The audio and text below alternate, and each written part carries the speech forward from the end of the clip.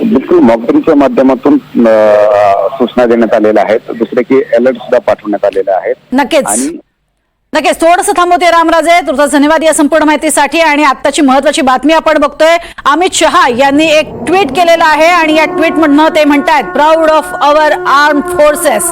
Operation Sindoor is भारताज response to the brutal killing of our innocent brothers in Pahalgam.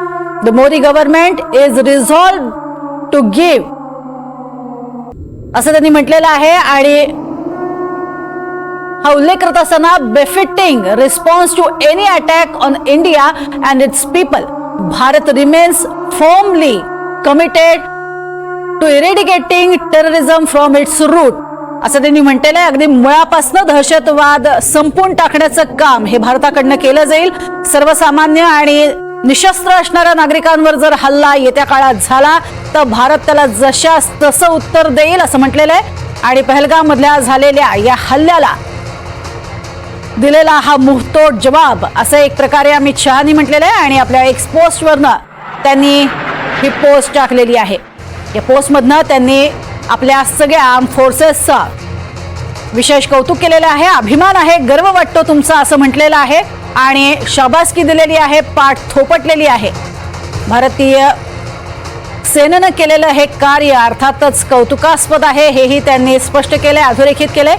अधिक माहिती घेऊयात रामराजे शिंदे यांच्याकडनं. रामराजे, स्वतः गृहमंत्री हे उत्तर देत आहेत की येत्या काळामध्ये जर अशा स्वरूपाचा परत हल्ला झाला तर त्याला आम्ही जशास तसं उत्तर देऊ आणि मुळासकट हा सगळा दहशतवाद उखडून काढण्याचं काम आम्ही करत आहोत, असंही त्यांनी म्हटलंय.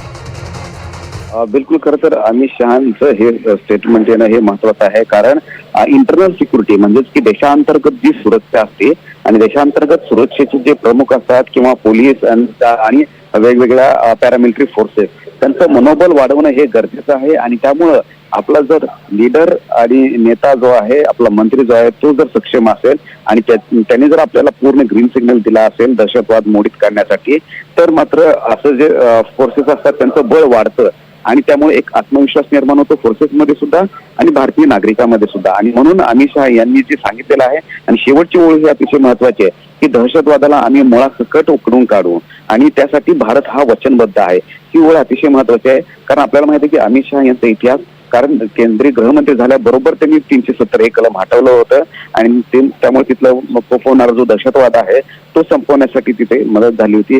त्याचबरोबर नक्षलवादाच्या विरोधामध्ये सुद्धा मोठी मोहीम उघडली होती आणि सर्व ठिकाणचा नक्षलवाद जो आहे तो आटोक्यामध्ये आणण्यामध्ये यश झालं होतं. त्यामुळे दहशतवाद आणि नक्षलवाद या दोन्ही घटनांमध्ये कमतरता झाली होती.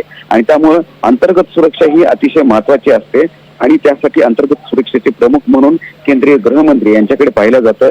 कारण सर्वच राज्यातील महत्वाचे स्थान आणि त्याचबरोबर तिथं होणारे कोणतेही घातपात, तर त्यासाठी जबाबदार जे आहे ते केंद्रीय गृहमंत्रालय असतं.